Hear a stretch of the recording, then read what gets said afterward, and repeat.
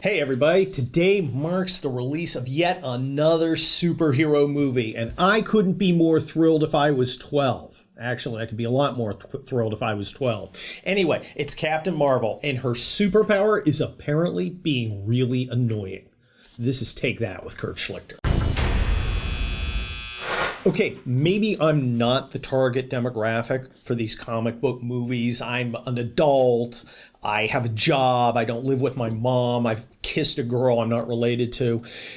So perhaps these movies aren't aimed at me. But they don't seem to be aimed at anybody anymore except those who fall into these weird little social justice warrior boxes. Have you seen the ad campaign for this Captain Marvel? They've got Brie Larson, who's like Julia Stiles for this generation. She's got all the, expression of that girl in Twilight whose name I don't remember, but she's got, dull, dead, dull eyes. Anyway, she's like going around saying, this isn't a movie for white males.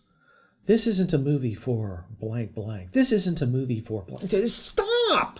Stop, you lunatics! Why does everything have to be put in an identity box?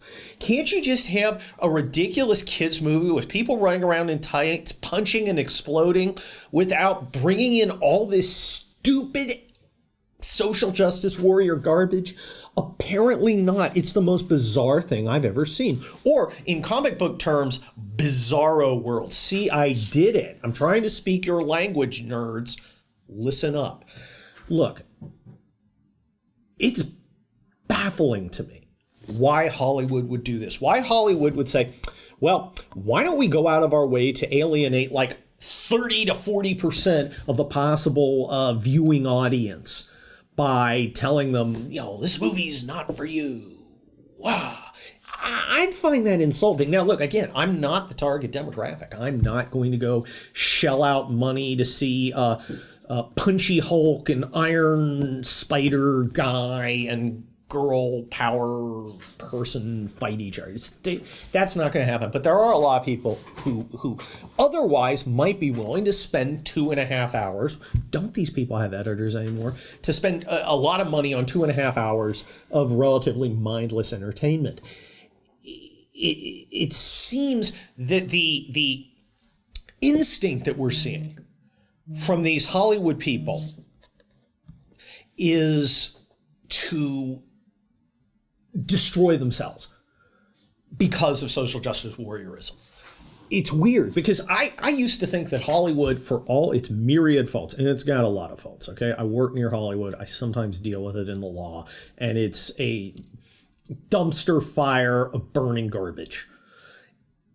But you used to be able to count on it, well, at the end of the day, they want to make a buck. There's something honest about people who want to make a buck.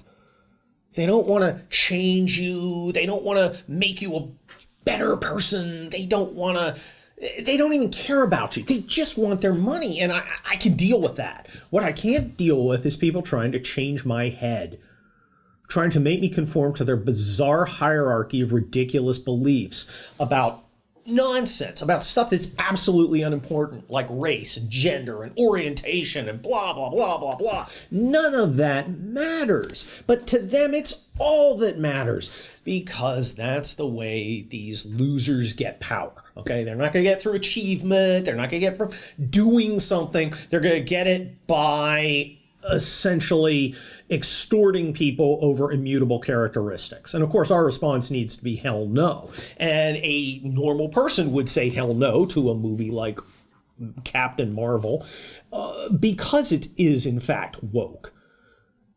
But you would think that Hollywood would go, no, I want the money. But Hollywood has actually chosen to be woke and forego money. That's bizarre. This insanity that has gripped so many nerdy, virginal millennials who love both comic books and liberal fascism has overcome the profit motive. But it gets even worse.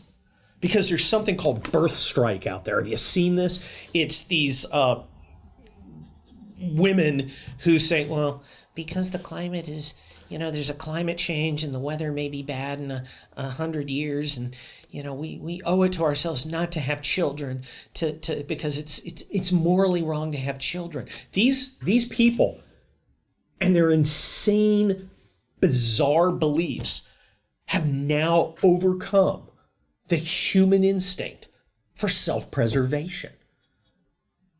In general, they literally do not want to preserve the human race because of their weird ideology.